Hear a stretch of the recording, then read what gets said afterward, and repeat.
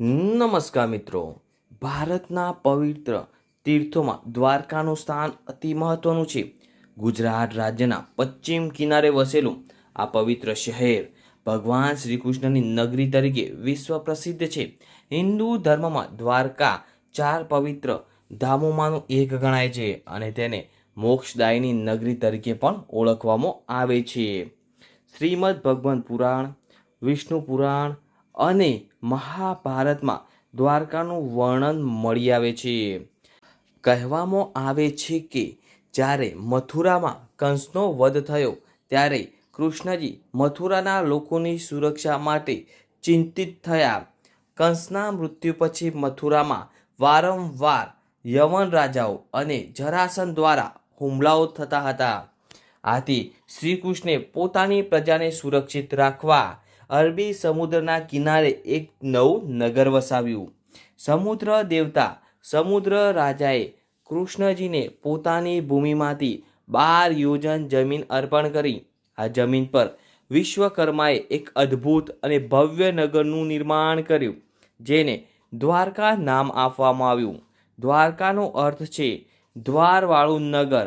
આ નગર અનેક દ્વારોથી ઘેરાયેલું હતું અને અતિ સુરક્ષિત માનવામાં આવતું હતું. દ્વારકા માત્ર એક શહેર નહોતું, પરંતુ સાંસ્કૃતિક, રાજકીય અને આધ્યાત્મિકતાનું કેન્દ્ર હતું. શ્રી કૃષ્ણએ અહીંથી જ પાંડવોને માર્ગદર્શન આપ્યું અને મહાભારત યુદ્ધમાં મહત્વપૂર્ણ ભૂમિકા ભજવી. દ્વારકામાં શ્રી કૃષ્ણ પોતાના પરિવાર રાણી રૂકમણીજી, સત્યા, જામવતી, ભદ્રા, નાગરજીતી તથા અન્ય રાણીઓ સાથે નિવાસ કરતા હતા. દ્વારકા નગરી એ સમયના ધર્મ, કલા અને વિજ્ઞાનનું અદ્વિતીય કેન્દ્ર હતી.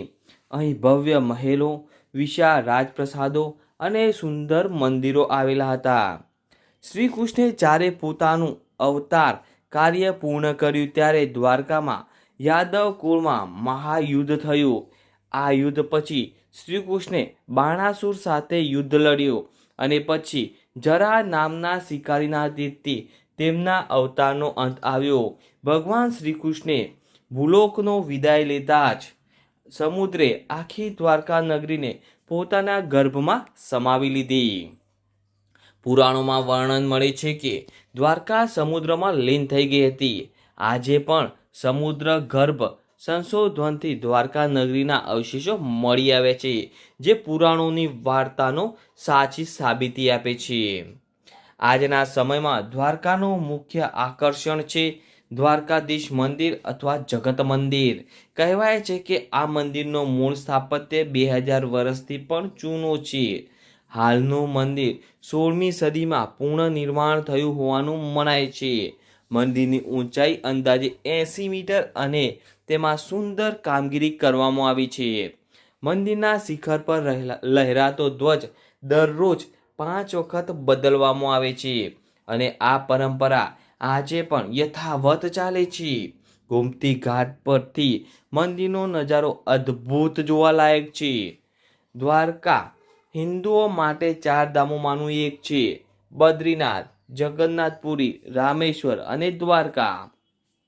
માન્યતા છે કે અહીં દર્શન કરવાથી ભક્તોને મોક્ષ મળે છે. દર વર્ષે લાખો યાત્રાળુઓ દ્વારકાધીશના દર્શન કરવા માટે આવે છે. તો મિત્રો, આજે આપણે જાણ્યું દ્વારકાના ઇતિહાસ વિશે. તો જો મિત્રો તમને આ મારી જાણકારી સારી લાગી હોય તો પ્લીઝ મિત્રો મારા વિડીયોને શેર કરજો, લાઈક કરજો, કોમેન્ટ કરજો અને આવા નવા વિડીયો જોવા માટે અમારી ચેનલને સબસ્ક્રાઈબ કરી લેજો.